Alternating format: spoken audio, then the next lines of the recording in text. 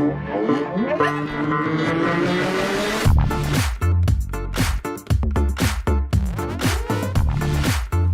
so I get the intro. Good afternoon, everybody. I am Kyle, and this is the wonderful Jade next to me. Today, we are straight off not only a wetsuit CEO call, but also the beach out there. So we're looking a little informal on this Barrels and Business Friday. We're having a pretty cool day though. Today we are talking all about onboarding new staff, new people into our business. And this is a pretty cool conversation to have because I've just done it this week. I've got my new amazing Amy who has started this week. No, she's awesome Amy. Awesome Amy, sorry. It was awesome Amy. And, she's equally as awesome as everyone else in my team, but it was really important that we got the process right.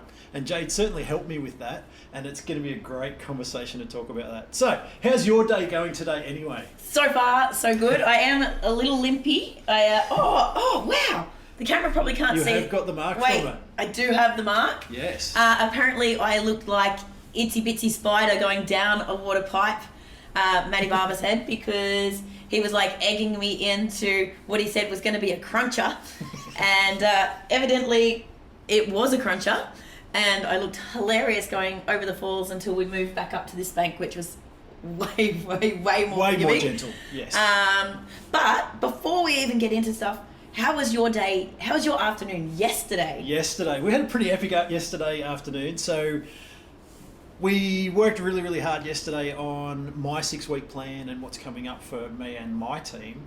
And then we decided to go for a bit of a skate out to lunch, which was really, really cool. We both needed a bit of a reset and needed to get out of the strategy head screens.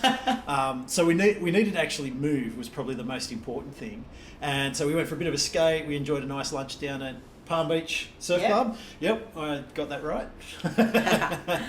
And by the time we got back, we're looking at the surf and should we go for a surf? We should get back into a bit more work.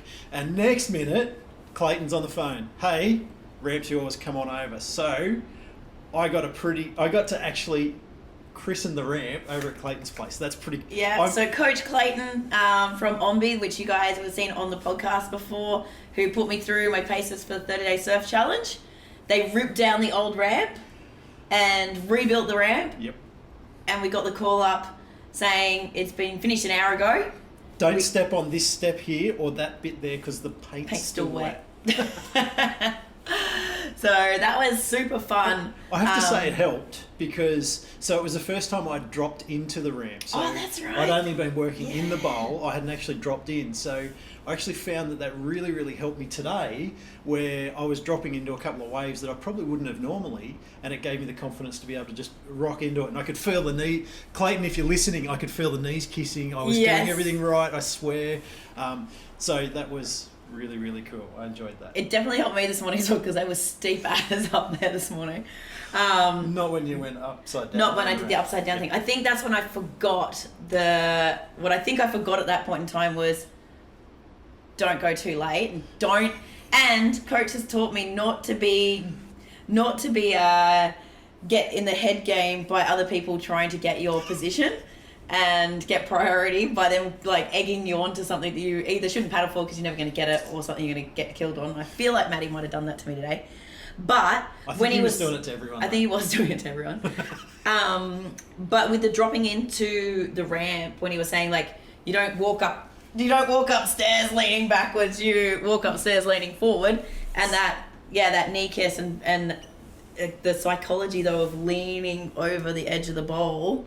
And commit. And the speed that you get rather than getting hung up at the top. So I think that was really good. But for me, that knee kiss, I know the last wave I got over on this bank, for sure, I was like, I wanted to go faster because I was going to miss the section. And normally I do these ones. quick. And then with the back bend. And I was like, no, I know I need the weight on the front foot. Kiss the knee. And I made it through that part, so I was like stoked. Now, Clayton talked about commitment and committing to it, and we're going to talk about that a little bit later, so that's really, really cool that came up too. But we're sort of rambling a bit. The most important thing today, we're not actually beers today. I'm on T today because I'm driving back to New South Wales, so we're being good. I don't want to have a big drive after having a beer or two. I'm going out in sympathy with you. So I've convinced Jay we're having, well, are you going to make it an alcohol-free day? No. No, Steve gets here later. Yeah, and it's Friday, so we're recording this on a Friday if you're watching the actual podcast later. And it's one of the last experiences that I get of this setting. Last so weekend. No, I'll be having a sunset beer for sure. All right, so let's talk onboarding. So we're talking about we've been out to market and we've done all the hard work. We've found an exceptional candidate and we've got them in. We've done all that pre-screening stuff. We're over the moon. They're starting tomorrow, or let's go Monday. Monday start day. Here they come. No, I'm gonna stop. Hammer time. Yeah. So I've been hammering you for weeks. So Orson Amy accepted the job, and I said there's a long time before she starts. We have a phone ringing. This is epic. Let me fix that. We're recording on there. That's so good. We secured Awesome Amy, but there was a long time because she had to give notice and get all those things, which is really common with the phone. Wait, are we still here? We're back. We're gonna have to look. This is what happens when you go live. Worst case, we'll switch cameras down here. So what happens so often is people make an offer and someone might have 4 weeks notice period, and there's that time in between. Now the thing is, someone might sign a contract. Often the employers don't send the contracts. They're like, we'll just do that when they start. So there's no even commitment or there's not that level of commitment. And it's really easy once someone's resigned for them to be snatched up from underneath you, because word gets out that they're a free agent. And they're awesome. Someone else has already validated that they're awesome. We used to see this a lot when I recruited for Google. And then there was a delayed time frame, and then Facebook used to come in and swoop them out from under our feet, and it was just shit. So Facebook's been stalking us forever. Yes. This has been since a very long time. Atlassian was also really great at swooping in and stealing Google candidates. But you need to think about the journey from when they've purchased. So it's just like a customer journey. Yeah. So they've purchased you. They've gone, you know what? I'm going to pay you with the most important thing I have in my life. Me. Time. And time. Right? And I'm going to give you 80% of it. Lots of it. So you want to make sure that experience from acceptance to start is really well handled. So what's some of the things that I made you do before Amy started? So we did make sure we committed. We got everything signed. There was we used some digital signatures so that we didn't have any delays and everything was done correctly. Can everyone please just get on that? Because the amount of people are like, I don't have a printer, I don't have a scanner. I don't have a printer or scanner. And we've just got to get the time to send it. Maybe we should mail it. They'll have to come back in. No, DocuSign. Or do you use DocuSign? We use Panda. Panda. PandaDoc. Yep. Yeah, there is a million that you can use. They're free too for simple documents. Yep. Just get it done. Show them the commitment. Out the door. So first step, we got that out. And so we did recruit very, very quickly. So when we found Amy, it was sort of from 0 to go was sort of 3 or 4 days. And so it was a really fast process. And we had to be fairly mindful that, and we talked about this the other day, not everyone wants to run as fast as I do. Yes. Yes. So it is certainly important to be mindful and slow the process down and just let things roll and let people come into it as they're comfortable, as they feel comfortable. So once we sort of got documents signed and everything under control, the important thing I think was the communication piece was a few messages backwards and forwards just to let Amy know that, hey, we still love you, we still want you, we're looking forward to you joining us. It's it's really exciting for us as well and for you. And even Amy expressed that she was feeling a bit nervous about, hang on, I'm now changing jobs and I'm changing companies and all that. The first time in 10 years. So it was pretty daunting. Yeah. And this is going to be a common thing. So it doesn't really matter where your people are coming from, it's going to be a fairly common thing that it's going to be a daunting experience. Well, they're coming into a whole new team of people. They'd only met a couple of us. Amy had only met a couple of us. She kind of said hi to the guys when she came into the office, but remember your first day of work, your first day of school, your first day going into anything. It can be really daunting. And so being able to keep that connection piece going, they know that they've got someone as a friend there for them coming in. So one of the other things that we talked about doing is, and I really recommend for anyone that's going through a longer process, actually you can do it even in a short process, but if you can get one of the team members to almost form a buddy relationship, so they feel like they've got a friend coming into the team, someone that's already at a peer level, like it's not just a manager or a boss that's helping them through it, that someone on the team actually cares. And one of the really cool ideas, we're going to roll it out with one of my other clients, is they theme their business on Dragon Ball Z. And I've come in as a consultant there and talking Dragon Ball Z. I mean, I'm like, I don't know what you're talking about. Like, we have to change this. And I said, I don't know if everyone else coming in is going to know this. And so what we're going to do is get them to do a movie night before they start as a social, so that they are they know the inside joke. Because if you come in, like they're talking, they're like, cyan this, I can't even say it correctly. And I feel like I'm on the outer. So if you have something that's like an inside joke, and if you can get them to meet a few of the team even before they start by doing a movie night or doing some sort of social in that process, you're lowering that anxiety point before they start and raising their commitment level and helping form friendships. That's pretty cool. Yeah, so they feel like they're seen, heard, and connected, which is definitely going to raise their ability to fully show up because you're lowering that anxiety.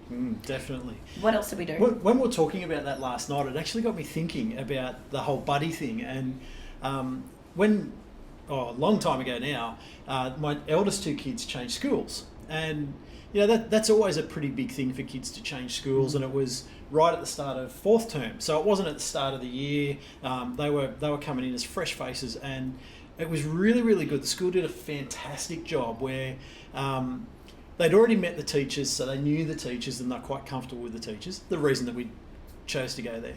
But the school got in touch with us in the school holidays, so the teachers, each teacher, and they went, and I can't remember, sorry kids, but Mary's going to meet Kiani at the main office at 8:45, and she's going to look after her for the first week.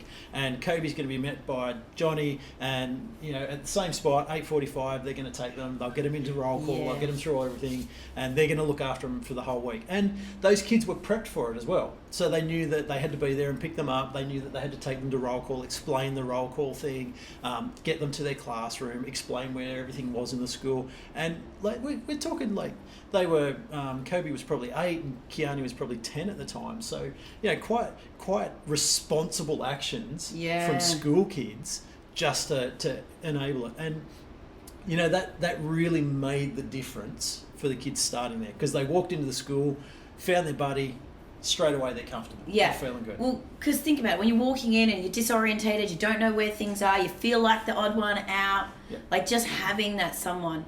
So we'll talk a bit more about first week in a moment, but having that set up and seeing what you can do to integrate that, even if they can drop messages in between and like introduce themselves, even a couple of the team, it just helps to break down those barriers.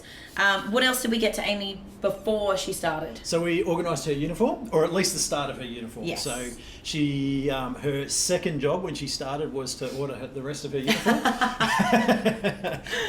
That's the empowerment bit. Yeah. But so the reason that we only got one bit of uniform was there's nothing worse than turning up with 5 pieces of uniform and none of them fit. So. All right, we had a pretty good stab in the dark. Amy had told us the sizes, so got that out to her. I mailed it to her with a nice little love note. Looking forward to having you here. Maybe it wasn't a love note, but it was a nice note just saying, hey, we want to see you here. We're looking forward to it. That would have turned up, I hope, on the Thursday before she started with us. So a little bit of time to get it and furl it. On the Friday, I sent Amy another text message. Just said, hey, looking forward to having you on Monday, it's pretty exciting. And I sent her a video, and I'd created a video. And I did this for Graham when he started with us late last year as well. And basically what I did is I stood up at the driveway near our office, and I went, hey, looking forward to having you here, you know, how exciting. Thought I'd just give you a quick rundown on, you know, what it's going to be like as you come in the door. So, you know, if you want to park, here's the parking, you know, as you come through the door, here's where you're going to find so-and-so and so-and-so, and I'm going to be in there. And, you know, as you roll through, geez, it's fun doing live, isn't it? We usually turn that off. We were a bit dripping on things earlier. So then, you know, just a quick walkthrough about, you know, as you walk through here, this is where you put the sign on to say you're here, walk through here, the bathrooms are in here, the kitchen. I actually love that, the sign in terms of who's in, who's out, and most importantly though, you explained why, so that if there is a fire, we know who to account for.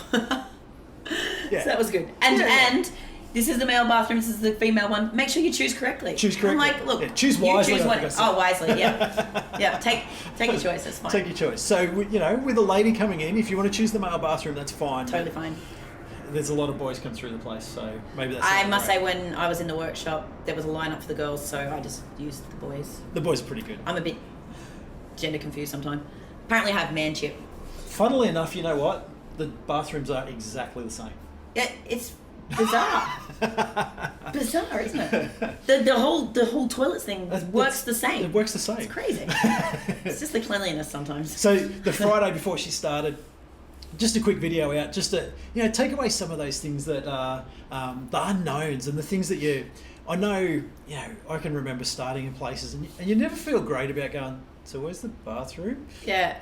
Because like announcing that I need to pee. Yeah, you feel like everyone's going, oh, so you need to pee now, do you? Yeah. Well, yeah, actually. Yep.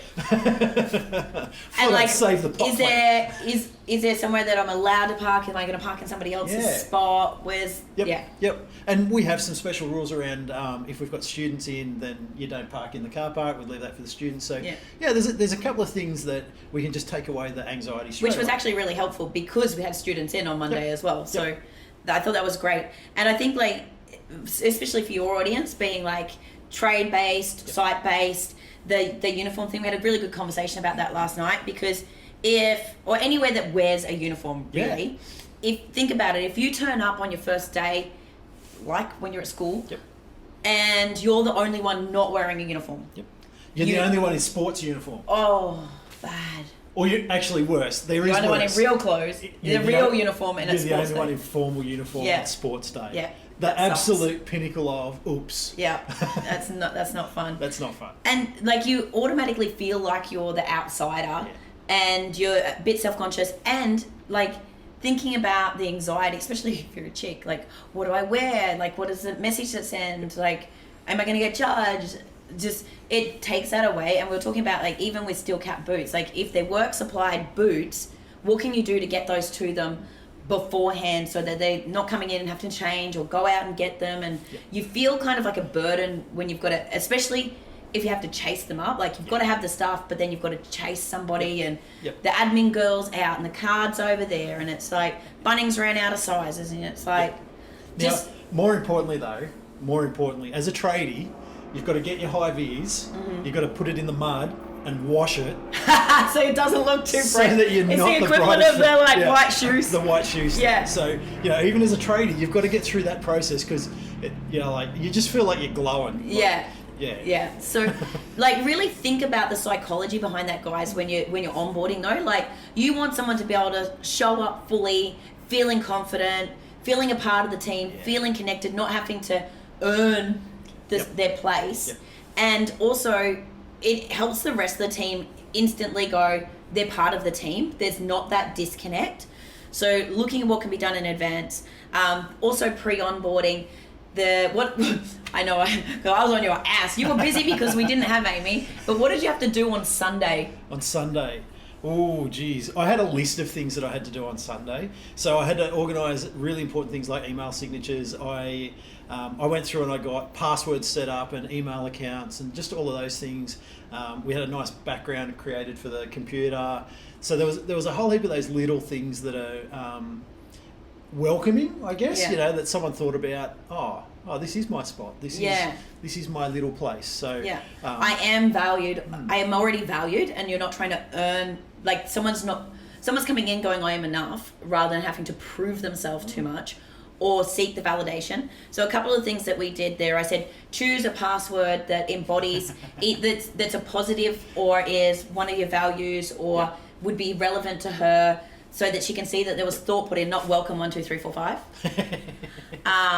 And that, you know, it's, you're already set up to do your emails because you're not going, oh crap, and that the email signature is there and the computer station. Like, you guys were good because you've already had a lot of it set up, but so many times people turn up on their first day and they don't have a computer yet, and no one's set up their email yet, and it's kind of like, am I important here? Like, is my job actually important, and where do I sit? And it's really awkward. So having those things set up, the desktop though, like with the inspiring and the valid, like the reinstatement of the virtues, just helps to really help the person embody it from word go. And she has absolutely grabbed them by the balls, absolutely, already, which is so great. So I really challenge people to think about that process when they're coming in. The other thing is, I was like on your case going, right, make sure you've got nothing on, you're going to be there on time, you're going to have your stuff sorted. Because often, especially in, well, not only, I was going to say especially in smaller businesses, that's not true, in bigger businesses as well, someone's starting, but they've still got their usual, like whoever's going to look after them or the manager still has their usual day on, and they haven't planned it, and then the person feels like a burden because they come in and they're running around like a headless chalk, and it's like, just wait there, and you're still waiting, and you're like, okay, I'm just like standing here with my thumb up my ass. We nearly stuffed this up too.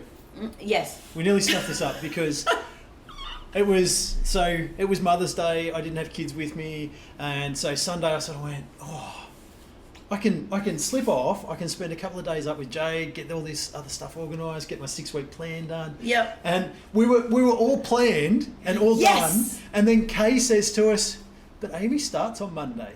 Oh. Okay, let's not do it on Monday. Yeah, Wednesday's good. Wednesday's a good day. Yes.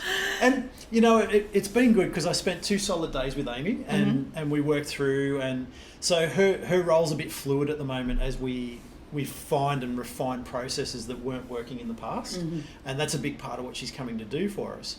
And so it's 2 days of very fluid, you know, this is how things work and all of that. And Tuesday, and I hope I got this right, Amy, we set Amy up so that she was ready to just roll through for the week and actually kick some goals. Yeah. And I think that was probably really important as well, is that she feels like she's contributing this week and getting something done. And the stuff that she's doing is actually stuff that's been driving me nuts for ages. So it's if she's achieved it, and I'm reasonably confident, I'm going to be over the moon to get back on Monday and see all that stuff's out of the way. That's just, you know, for me as well, is just amazing. Yeah. So having a bit of a plan around what's that first week going to look like, what's the next month going to look like, what are the key milestones, what do we need to be planning for? And having something for her to do when either you are busy or someone else in the team is busy. So having the video of the vivid vision.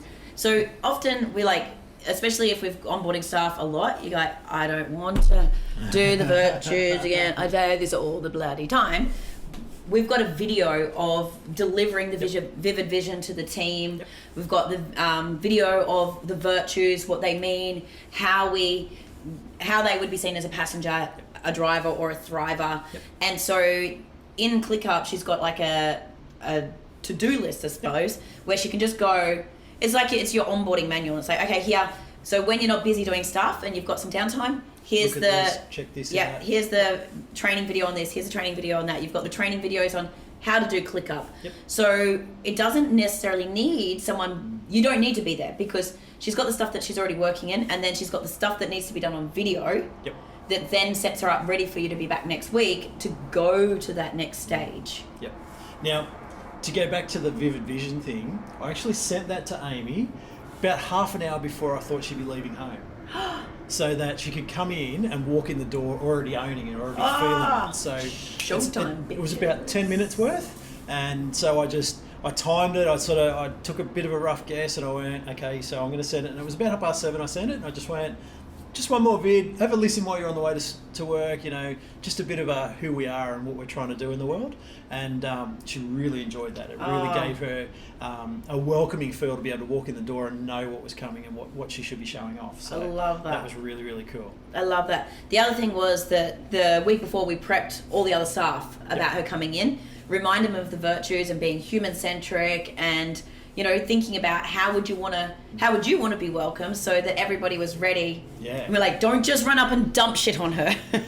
Do not go and word vomit all your shit that you need done. To have her in. So, yeah. And look, the guys have been great about it, and we've had a particularly busy week, so Amy's got to see the guys in motion and moving around. She's already dived in, boots and all. She's getting involved with everything that's going on. And, you know, what was really, really great was she's already talking to the team and saying, what can I do to help? How can I help you guys out? So I think, you know, 1 week down and Amy's planning to come back on Monday. So judging by the new workplace chat we've got going on, she's grabbed a couple of the virtues and she's asking if she can roll them out and what she can do. So I feel like we're good for Monday. Yeah, definitely. Yeah. So I feel like we've sort of had a really good role for the week, which has been great. It's been really, really great. So the key things I want people to think about for onboarding, I call it my onboarding success system, is going, right, what is that first week? Who's gonna help her? What are the actual training things that they're gonna do? What are you gonna give them to do if there is downtime and in between? What does the painted picture of success look like? And who else in the team is gonna either buddy or support them? And then looking beyond that, going, okay, we use 6-week get shit done plans and click up to do milestones. It's really important that, like we said, Amy's role is a bit fluid at the moment. She knows the baseline tour of duty. Yep. She knows what the painted picture of success is. So clear the hurdles for the Ripple creators, allow you to step into your genius zone. These are we need systems and processes, but there's the shackles are off in terms of how she can do it. Yeah. But then we go, okay, cool. You're going to create your own tour of duty in about a month's time when you figured out where you're going to sit and how you help us achieve the mission. Mm-hmm. But there is okay, we think this week should be about this much training.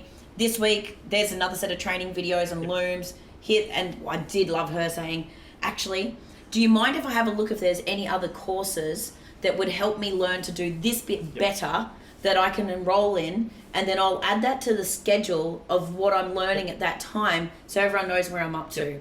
Yep. And that was really, really cool. And I think that's because we interviewed for a growth mindset, because that is one of the virtues, and without uncovering that in her up front, we may not have got the right person into that. Definitely. Yeah.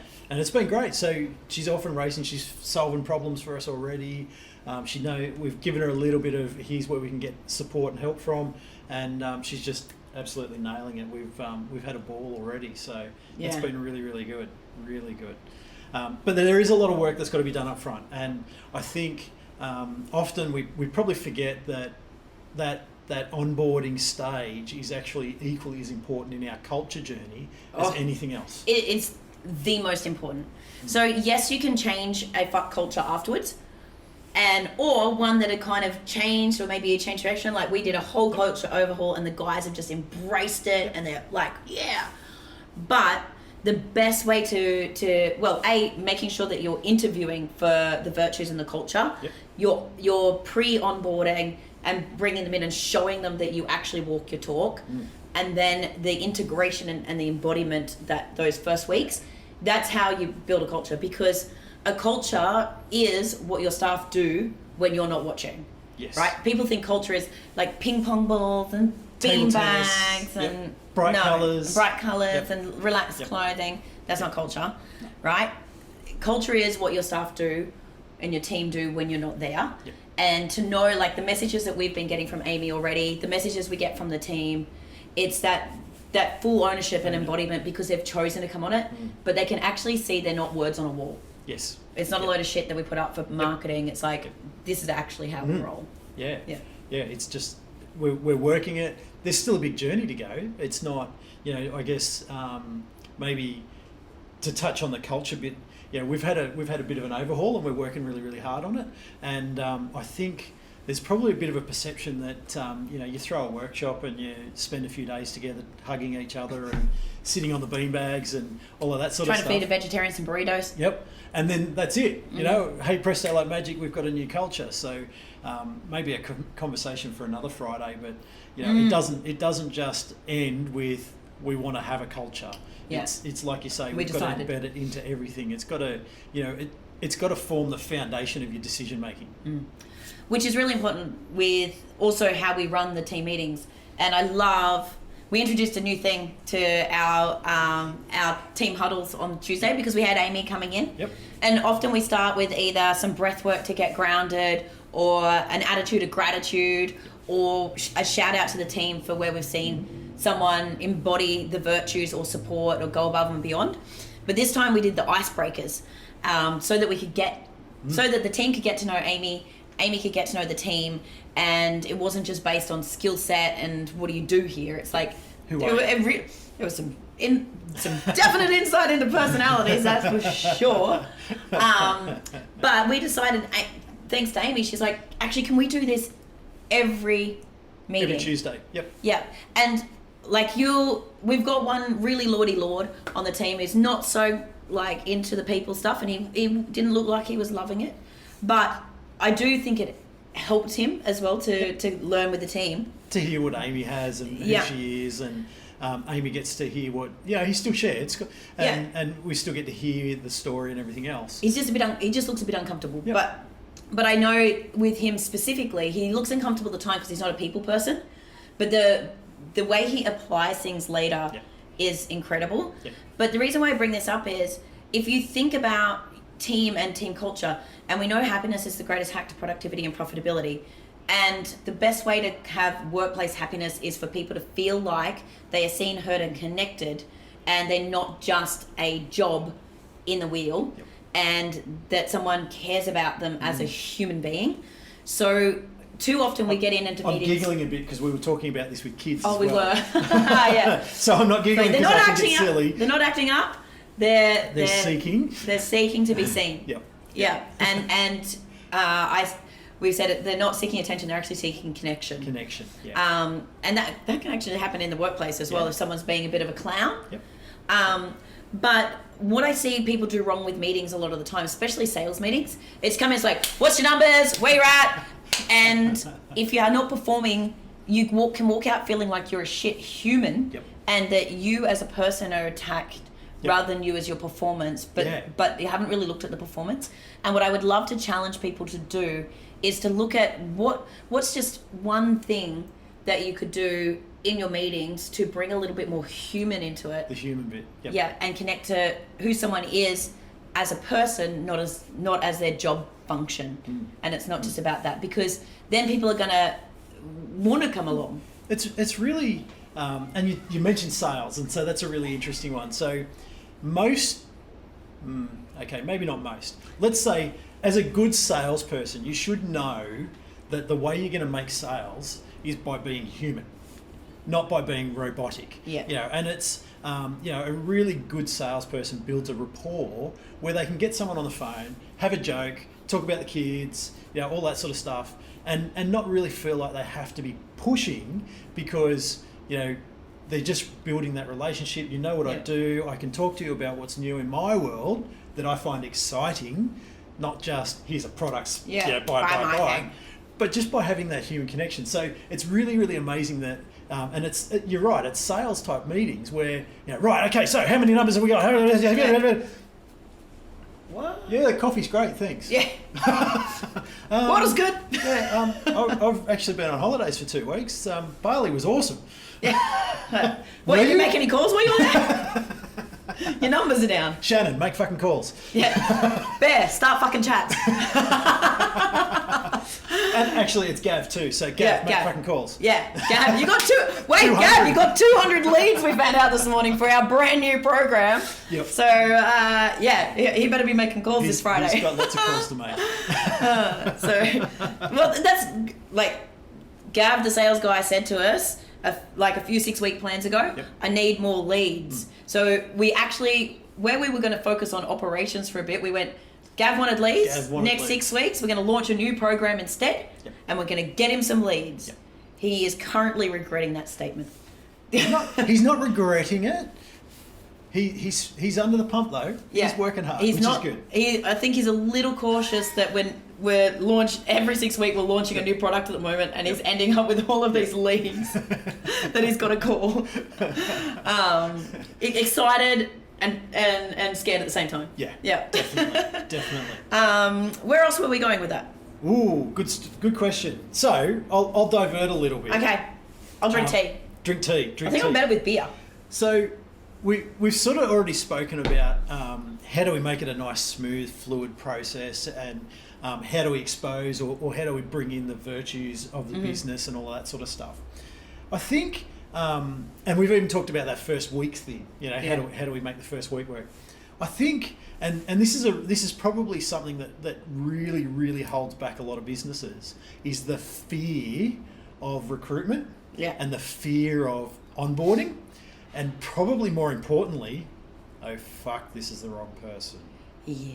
So I guess if we start with that one, first week, you know, we've had this awesome lineup, we've done everything really, really good, and we're into the first week. Oh shit, this is not working. So what's the pathway from here? What should we be looking at doing? Hire slow, fire fast. In terms of at that beginning stages, don't fire fast when you've got someone in, you know they're the right person, and you've got to figure out what the problems are if they were great before. But if you get someone in and they've somehow, salespeople can do this a lot, bullshitted their way into the job, they've embellished because they've done their research, because a good salesperson will do this, right? They're a good salesman. They will research well, they'll regurgitate your virtues, they'll pick and craft their stories, and they can come across. They'll build the connection, they'll do all that stuff. Yep. And they're saying the words, but when they get in, you realise they're not doing the actions, or that there's that disalignment to the actual values, not making the calls. Then you do need to act fast and have the conversations direct and upfront. Like, the thing is, you've got a probation period, or even like if you've got a supplier or a third party in, you need to be doing these check-ins daily, like really monitoring is there the alignment, and looking at where have we let them down, have we actually not shown them this, or worse, have we said this is our virtue but somebody is demonstrating something else, and it's actually making it's like disconnect in there, and then they're modeling that.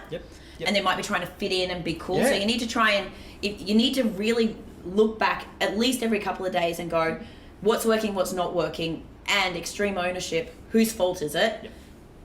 I think your question though is, we've realised we've got the wrong person. Right? So you just need to have the conversation up front, and real fast. It's I think, was it in Richard Branson's first book where he talked about he had to let go of one of his employees. So, and it wasn't in the first week, but it was this person that had stayed for so long, and they'd done all this awesome work, but both the business and them had outgrown each other. And so had to make that really, really tough decision. Look, we've just got to let you go. Now, the person that he let go has gone on to do absolutely so much more amazing things in somewhere that is a much better fit for them. So there's no point rubbing against the grain and just grinding through, I've made this decision, I just spent 20 grand on a bloody recruiter, you know, it's not worth rubbing against the grain trying to keep to it. Well, if you've just spent 20 grand on a recruiter, you have a guarantee. You should have a guarantee. Fingers crossed. If you don't have a guarantee, you probably negotiated too low a fee and you waived it. I can say I made the mistake too. We had a GM that we put on, and at the 3-month mark, he came to me and he went, I'm just not getting it. It's like, fuck. Look, honestly, I believe in you. I think you've actually got this and all of that. And really what I should have said then, and I should have realised then, was he's already out. He's already checked done. out. So, you know, me being nice and sort of going, look, I believe in you. I think you can do this. You know, we've had a few challenges that we've been through. Let's keep working on it. What I should have done then was gone, good, out the door. Do you think that was, in reflection, going, I just don't want to have to go through recruiting another person again. I've just spent 3 months trying. You don't get it, and I've already spent 3 months trying to help you get it. Like, it's just because it's exhausting. Yep. Often we do that, right? We hang on to people and we force them. It's kind of like a relationship. Like, we hang on to someone because I had this conversation with someone not too long ago, and he's like, I've already invested all of this time. Maybe if I just stick in there, maybe they said they're going to try harder. They're going to go and get anger management. Like, what? Right? You just got to go, and it's just out of fear, or like you don't want to go through. You couldn't be bothered. Not that you're lazy, but it just seems like a chore, and you want to focus on something else. You've got to look at what's the knock-on effect for everyone else in the business, the message it sends, the interactions with the clients, but then going back and you can dissect and go, where were the red flags in the first place? What could I have done differently? It really having that extreme ownership of, okay, how could we have mitigated this risk? Yeah, definitely. Sometimes you just get it wrong. Sometimes you do get talked to, or something happens with someone personally that changes the situation.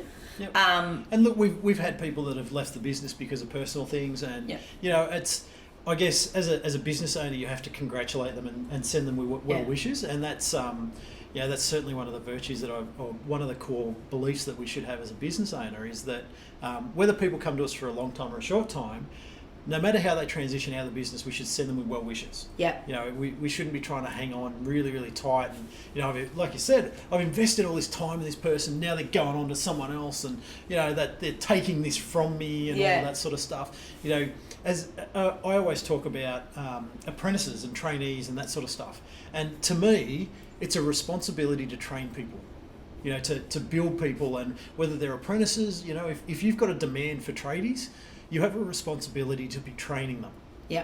Now, you might not keep them, and you shouldn't have to keep them and shouldn't feel like you have to keep them, but you have a responsibility to put time into training people, because otherwise when you're 60 and you've got to dig a trench that's 50 metres long, there's none around. There's no one around to dig it for you. And poor Steve has to dig it instead. Well, and this is like one of his old apprentices. He's changed businesses. His old apprentice rang him the other day. He's like, I'm third year and I'm learning nothing. All I do is dig trenches and carry shit, and all I want to do is learn to do what like the way you used to teach me, because you cared about the workmanship. And I feel like I'm going to get to the end of my apprenticeship and be nothing but able to carry fucking bags of concrete around. Right? That's not good humaning. That's not setting someone up. And that was when we were talking with Louise a couple of weeks ago, and that's what I said, you know, sometimes the tradesman has to take the fucking broom. Well, because you already know how to do the thing. Go sweep the floor and let the person learn. Because chances are you're not real good on the broom. True. So we just sort of talked about, okay, we've got someone in, we've worked out they're no good, and we're going to cut them off really, really quick.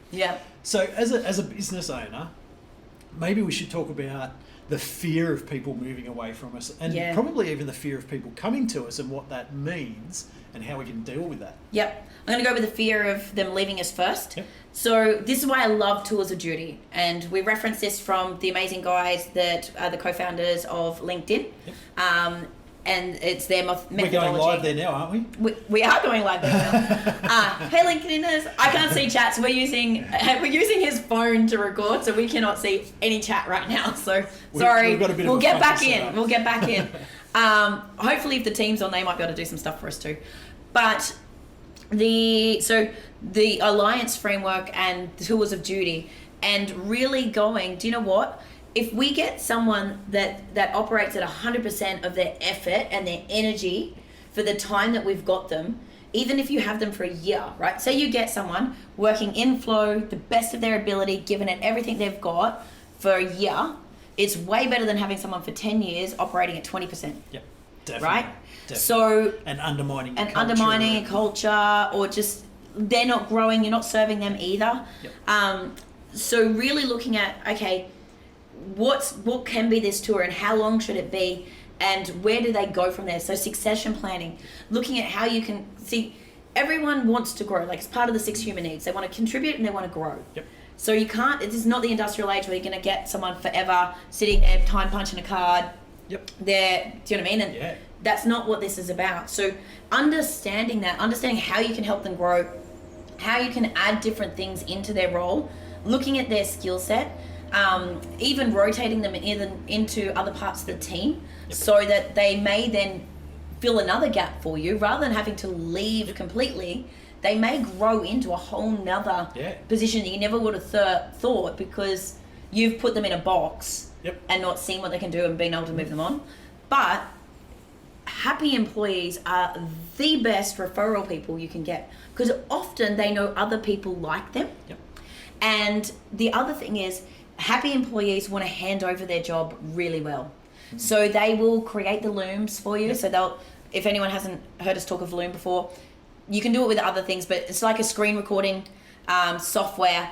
You can do it in Zoom with screen share, where you just click. Oh, you can do it in ClickUp. I just learned this yesterday. But ClickUp's our new software that we've ClickUp's our new favorite thing. But it's, you record what you're doing on a screen as you're doing it, so that there's already a training manual ready to hand over. We also said, like with the guys, if someone's doing something in the workshop or setting up, just get somebody else to follow them around with a camera. Okay, tell me what you're doing. How do I set this room up? Why does the workshop need to be laid out like this? Why are you marking lines there? Oh, that's so no one gets run over by the thing, right? It's so easy to do while they're doing it. And an employee who's engaged and loves their job and is going with well wishes will make sure. And with tours of duty, I've seen this done in big businesses where a lot of the general managers, even when I left as a general manager in one of the recruitment firms, I had a 4-month notice period.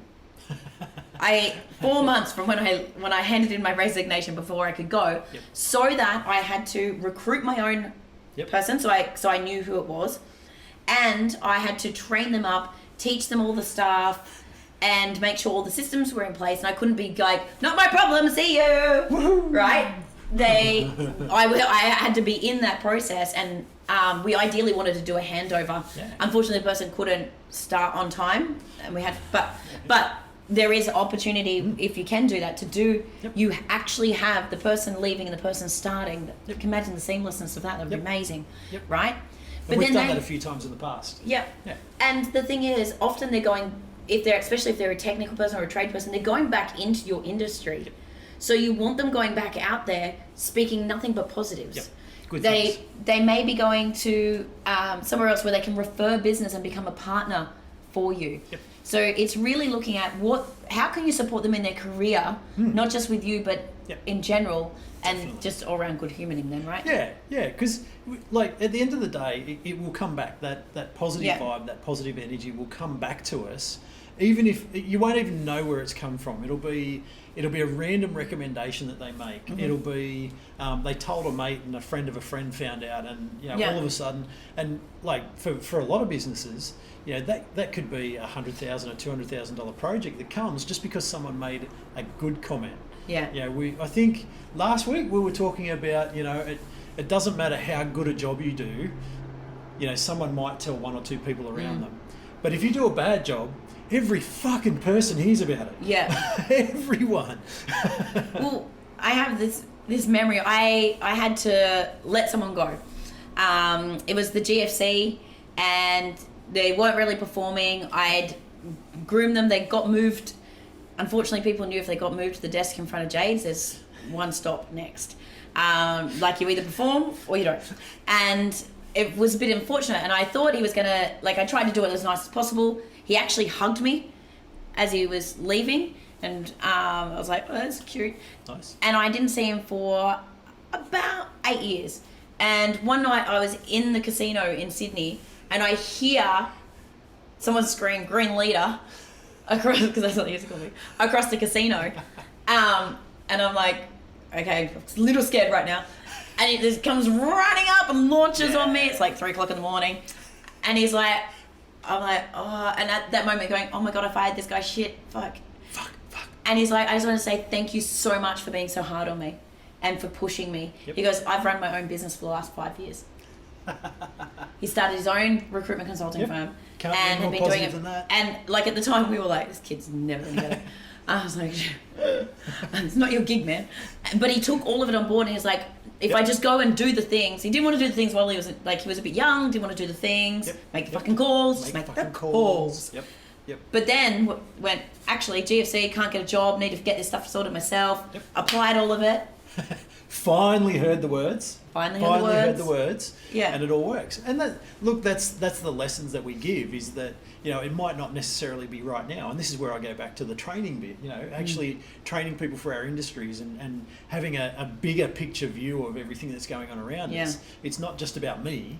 I've got a responsibility to my industry to put good people out there, and whether they come and stay with us, whether they come and float through with us, or even if they don't make it to us but they go through the process, all of that needs to lead to better outcomes for everyone in the industry. So just having a bigger picture, I think. Yeah, love that. What was the second? You've got more questions. I do have more questions. So let's. Did we touch on the fear of letting people go? But we didn't probably come back to the fear of bringing people in. Oh, yes. Why is that so scary? That's so scary because the amount of work. The amount of people...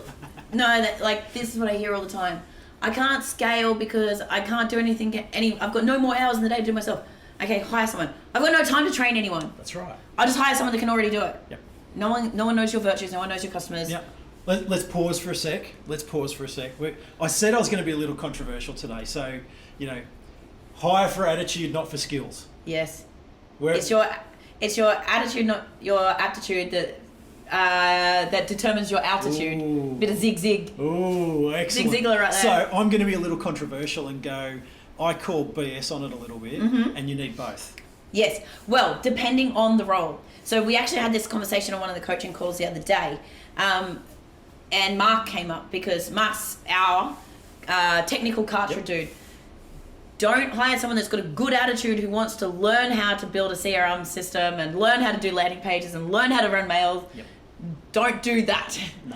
Right? Because that's just going to be fraught with danger, and it's going to take your time. Yep. But you can pick and choose who. Yep. But if it's they've got the baseline technical skills and they just need to learn your thing, great. Yep. But I also, depending on where you are in the sales process, don't hire someone that's had no evidence that they've got resilience. Yep. Now, I came from 13 years of sales recruitment, and I believe that you can. So you're hard as nails. Not only did I do sales recruitment, so interview salespeople all day, and then at some stage I thought it would be a good idea to recruit recruiters for recruiters. So recruiters are ultimately salespeople. Yep. So you're recruiting recruiters that are salespeople for recruiters to be recruiters. Like, why? But there is you can hire, and the other thing that I see go wrong with salespeople hiring as well is they've got experience as a salesperson. It says sales representative, but no one's going to diagnose have they been given the leads, and what and they actually used to do was pack the shelves of Bunnings. Yes. Scan the things at the checkout. Merchandiser. Oh, I've fallen for that one before. Sales representative. So you fluff the bread. Yeah.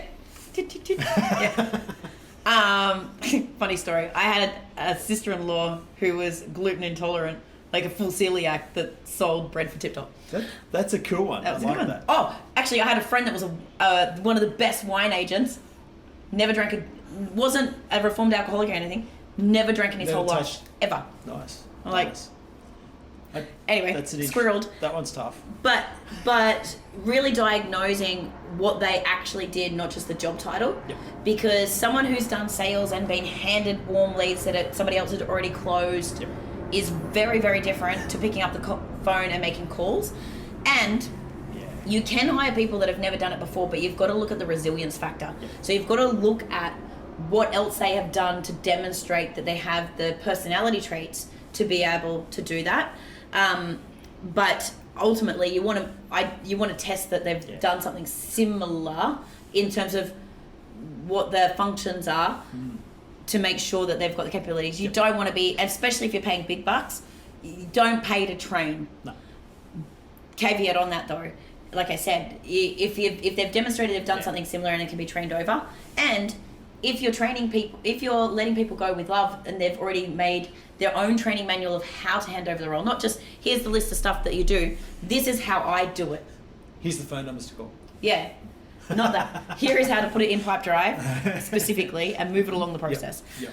But everyone goes, I don't have time to train. Yep. and especially if they're handing over their own things, Yep.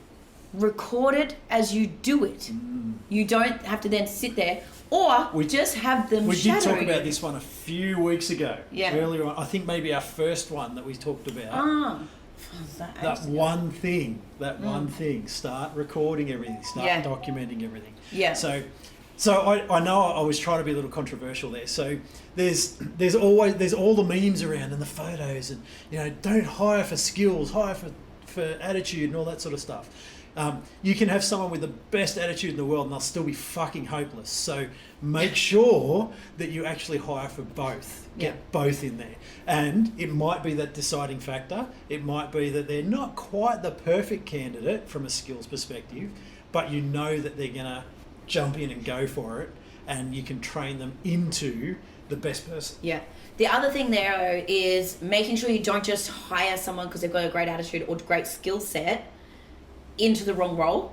So getting that tour of duty down, understanding the profile type and what energy is going to work. Because you can get someone who's got a great attitude and maybe they've done the job before, but then you put them into something that's going to suck their energy and it's going to deplete them. And you see it a lot. You see really, really great candidates that do a really, really great job, but they've had a lot of them.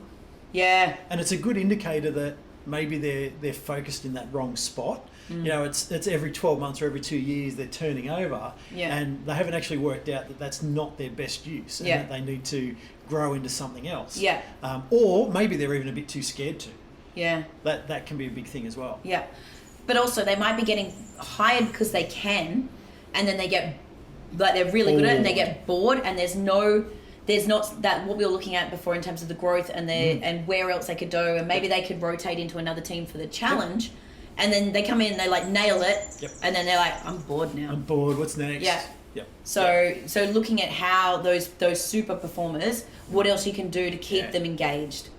Yeah, absolutely.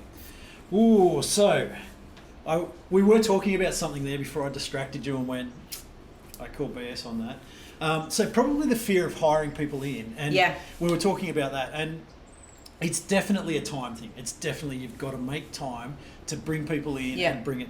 Now, I reckon one of the biggest things that probably, if we go to maybe a small 1 or 2 person business, probably one of the biggest fears is they won't fucking do it my way. Oh, creators. Yeah. And I have to admit, I was most definitely guilty of this. When I used to run a flying school, and it came from the guy that taught me and that ran the business, you know, we do a really, really good job because we all do it the same.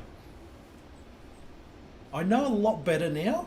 And look, it gave us really consistent results, and we had a really accurate plan, and it all worked quite neatly. But what it did was it limited the people that we could bring into the business, and it limited what they would do for us. Yeah, and the growth that you could have. I don't know about you, but I definitely would not want Kay managing my email, life, bills, Xero, the way social media, or anything the way that I do. Absolutely. So Kay, we both share Kay. She is our amazing, wonderful PA or BA. EA. Virtual EA. EA. I think just amazing person that looks after us. She's my epic human. You know, she's my wing woman. Wing lady. That's it. Yeah. So it's the way that she does the job, and I certainly have done the same thing with Kay that you have, and I've done it with Amy, is here's how I do it, find a better way. Get your way. Yeah. And, you know, I know that Kay asked me lots and lots of times, look, I've tried doing this, is this okay? Yep. Yeah. Kay, the answer's almost always yes. Yeah. Yeah. She sent me an email yesterday, and she's like, I really want to learn how to be direct like you are, but not rude. And she said, so I've written this email. What do you think? I'm like, look like I wrote it. Nice. That's great. Nice. She's nailed it. This is a big problem, right? So actually, my coach said on the call the other day, he goes, don't hire people he's like, if I hired a whole team of me's, one of the other guys on the team's like, there'd just be like a big meteorite steaming pile of mess over there and nothing would be getting done. I'm like, yeah. if we hired all of us, Yep. shit wouldn't get done, right? So unfortunately, often because of unconscious bias, we like people like us because we're able to find common ground. Yep. And we can build a relationship or rapport. So then we think, or we think, oh yeah, I need someone just like me to be able to do it. It's your business. No one is going to care about it like you do. But the other thing is, they don't know all the things that are going on in your head, right? And all the things that don't get said, right? Use all the words. Use all of the Use words. all of the words. Hang on, my brain's going at 1,200 words a minute and I can only speak at 180. And you should be hiring for the things that you're not good at first, not the stuff you're good at, or that you're the best person in the business right now. So, so many times people go, the first thing they want to hire is a salesperson because they don't want to do it. But you're still the best person because you care the most. And you know it intimately, you know how to apply it, you know where to go. Yep. Where if and you're like, but I don't have time. Well, if you just got rid of all of your email and all of the shit that you don't need to do, zero. Right? Last Friday, because we didn't do this last Friday, I got to spend an hour and a half with my accountant. Yeah, I love you.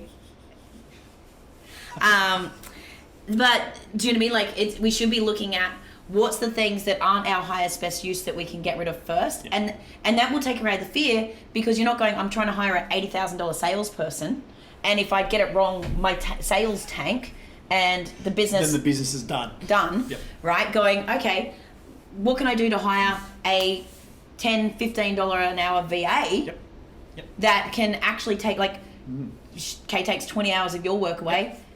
Well, more. She does 20 hours each for us, but for what it would take me to do that work, way longer. I would say that she's giving me back a week each week. Yeah. Yeah, definitely. I'd have to agree. Yeah. Because she's managing she's so more efficient. there and that. Well, she is. She's so much more efficient, and she's better at the job than I am. Yeah. So she does more than I can, because as much as anything else, I get bored with it. It just sucks. Well, the thing is, again, we've talked about flow. It takes you out of like, if I said to her the other day, we were due to speak to the accounting, I'm like, I can't do it, make it go away. She's like, what do you mean? I was like, I have to get this new product out. I had to do some strategy for you with the launch. I'm like, if I talk to Lee right now, none of that will happen. I said, just make it go away. And she's like, okay, I'll fix it. And I'm like, thank you, because I just can't, because I knew if I went into steal mode, all of my creativity and my ability to do that strategy gone, and I had to go, that's the most important thing. So she went and spent hours of going through. She's like, okay, let me see what else I can do. So really, the fear factor comes from spending and just time. Pause. It's a really important point there, and this is something that I reckon I've probably done a lot and maybe still do. It doesn't have to be done at the same speed I do it. Yes. Yeah, so it might only take you half an hour to deal with it, and it might take someone else an hour and a half. That is still perfectly okay, because you haven't had to spend that time doing it. You haven't had to get out of that flow. Or out of the flow. Else. So it's perfectly okay for tasks to take longer with someone else. And think about what your hourly rate is worth to the business versus what you can pay. So it could only just be the first couple of times that it takes them that long until they make their own process. Yeah. Until they make it better. And they go, no wonder it's hard for everyone, because you do it a really weird way. Yeah. And look, I probably still do it now to the guys that Ripple created, where, I'm expecting things to happen a hell of a lot quicker than they probably should. And that's just because as much as I'm certainly not a steel sort of a person, and it's very hard for me to grind, when I do, it's a bulldozer. Get out of the fucking way. You don't want to be in the way. But it's your business, and you know how to get yourself into state also to do that. Like, when I have to steal, I'm like, everything's in its right way, and I'm like, I'm on and everything, don't talk to me. Yes. And, we just touched on use all of the words, and I think this is probably where we let our team members down the most. And I didn't think about it very much until someone said to me about how fast we think, but not only that the thoughts that I'm having, I'm thinking, like, I wake up in the morning, I go, I've got an amazing idea that I just came up with. This is going to be epic. This is just going to be so good. Now, the thing is that my brain's been working on it for months, if not years. Yeah.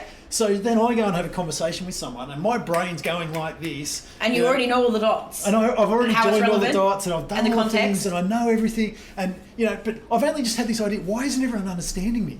What the fuck is wrong with you people? Like, can't you see? This is clear. It's just so easy. So we let our teams down where we don't paint the picture of success. Yeah. So that's from Brene Brown. So paint the picture. Don't just draw it. Don't just describe it. Line drawing. Paint it. Paint it with all the colours, with all the gradients, with all the details, with all the texture. And I'm gonna jump in there and go some Simon on you. Simon Sinek, start with why. If you want someone to care about it and like to be able to do it to the level, tell them why it's important and connect the dots for them. So really important when you're doing your looms or you're doing your training or you're physically training someone, tell them why you've been doing it that way. Because they might be able to find a better way. Yep. Because you go, we're doing it like this because I want this outcome. And they go, oh, actually, at my old business, what we would do to get that outcome is this whole other thing. Because I just hired someone better at it than me. That's what you should have done. Yeah, 100%. But if you're telling them the why, they won't cut the corners.